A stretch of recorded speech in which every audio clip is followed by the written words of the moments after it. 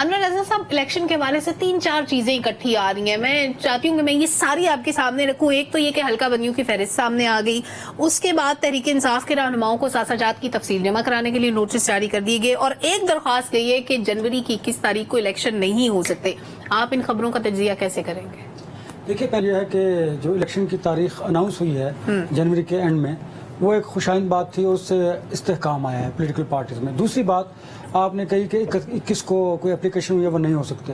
دیکھیے، جب حلقہ بندیاں کی پہلی انتخابی فہرست آج شائع ہو چکی ہے، ویب سائٹ پہ موجود ہے، اس کے بعد آپ نے اس پر اعتراضات دینے ہیں، پھر ان کے فیصلے ہونے ہیں، اور 30 نومبر تک آپ نے حتمی فہرست جو ہے وہ آویزہ کرنی ہے، اور آپ نے حلقہ بندیاں بھی کرنی ہیں. یہ تو ہے الیکشن پروسیس. اب اس کے ساتھ ساتھ جڑی ہوئی ایک چیز بڑی امپورٹنٹ ہے کہ نواز شریف صاحب اب بھی تذبذب کا شکار ہیں واپسی کے لیے. جی، واپسی کے لیے. وہ اپنے اوپر جو کیسز ہیں وہ، اور آپ نے ڈیل اور ڈھیل کی بات کی تھی. دیکھیے، ڈیل تو ہو رہی ہے، اور آپ انڈرسٹینڈ کر رہی ہیں لندن والوں کے ساتھ ہو رہی ہے، اور ڈھیل جو ہے وہ اٹک والوں کے لیے ہو رہی ہے. تو یہ دونوں مکس اینڈ میچ ہیں، ساتھ ساتھ پیرلل چل رہی ہیں. نہیں، یہ ڈیل اور ڈھیل کا مجھے کمبینیشن سمجھ نہیں آیا. اگر آپ نے ادھر والوں کو بھی ڈھیل دینی ہے اور ان کے ساتھ بھی ڈیل کرنی ہے، تو پھر یہ سیاست کون سی ہوگی؟ ہاں، یہ بڑا اچھا. اب دیکھیے، یہ ہے سیاست درمیان میں، یہ ہے ڈھیل اور یہ ہے ڈیل. اب آپ دیکھیے، آپ نے ڈھیل بھی دینی ہے اور ڈھیل بھی کرنی ہے. آپ نے جس کو ڈھیل دینی ہے اس کے لیے آپ نے ایک ماحول بنانا ہے، اور بن بھی رہا ہے، تاکہ آپ نے الیکشن پروسیس میں جانا ہے. آپ نے اپنے الیکشن کی قانونی حیثیت کو بھی مینٹین کرنا ہے. اور ڈیل اس لیے، ڈیل تو آپ کی مجبوری بھی ہے اور اب ملک کی ضرورت بھی ہے، اور ہمیشہ ایسا ہوتا بھی آیا ہے. اب ڈیل اتنی بھی ڈیل نہیں ہونی چاہیے کہ وہ، آپ کو یاد ہوگا کہ ماضی میں 2/3 اکثریت لے کر جنہوں نے ڈیل دی انہی کے ساتھ آپ ان کے گلے پڑ گئے. تو ماضی کے ایکسپیرینس سے سیکھنا بھی ہے، چیک اینڈ بیلنس. اور بلکہ آپ اس کو یہ کہہ لیجئے گا کہ ایک تھریٹ جو ہے نا، وہ پولیٹیکل پارٹیز پر ہمیشہ رہا ہے، اور ان کے اپنے کنڈکٹ کی وجہ سے ڈھیل جو ہے یہ تھریٹ ہے. جی بالکل، ایک تھریٹ ہے. اور اسی کر رہے ہیں جو 3 دفعہ پرائم منسٹر رہ بھی چکے ہیں. یہی وجہ ہے کہ وہ اس ساری سچویشن کو سمجھ کر اب آگے آنا چاہ رہے ہیں، اور وہ چاہتے ہیں کہ وہ جس طرح وہ چاہتے ہیں اسٹیبلشمنٹ اس طرح ڈیل ان کے ساتھ کرے.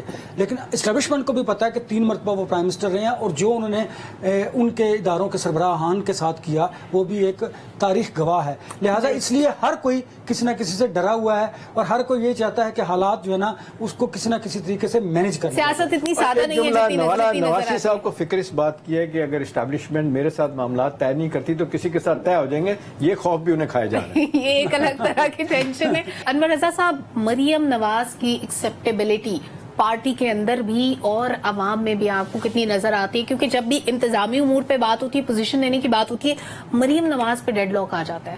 دیکھیے سلمہ، آپ نے عوام کی بات کی. عوام میں تو ان کی موجود کراؤڈ پلر تو ہیں دیکھیں، اور لوگ چاہتے بھی ہیں. اب ہیں یا تھیں؟ نہیں ہیں، اب پھر جلد سے شروع کریں گے، پھر ہو جائیں گی. ابھی ذرا پس پردہ ہیں، اس لیے عوام میں نہیں آ رہی. تو کراؤڈ پلر تو ہیں، وہ آپ کو پتہ ہے، یہ تو بات ہے. اور دوسری بات یہ ہے کہ پارٹی کے اندر ان کے خلاف ریزسٹنس ہے.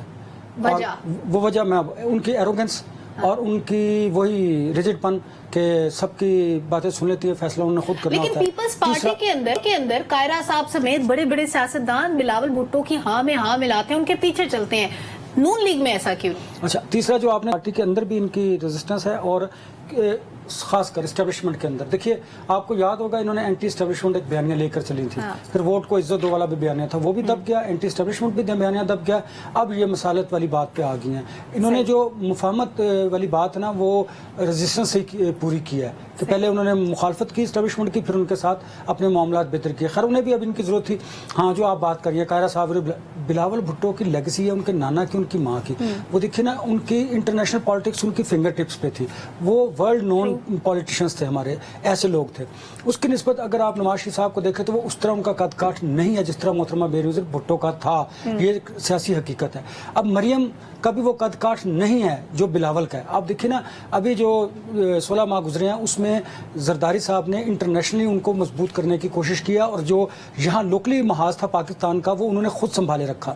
ایک بات. دوسری بات دیکھیے، اور مریم صاحبہ جو ہیں وہ، ان کی بھی اگر قدر و قیمت ہے تو وہ 2 وجوہات ہیں. ایک تو وہ نواز شریف کی صاحبزادی ہیں، اور دوسرا آپ کو پتہ ہے ہماری عوام بھی اللہ کے فضل سے وہ کراؤڈ پلر بھی ہیں، اور لوگ دیکھنے کے لیے بھی مریم کو بہت زیادہ تعداد میں چلے جاتے ہیں. بیوٹی کی تو بات ہے، اس پہ تو اتفاق کریں گے میرے خیال سے. ٹھیک ہے.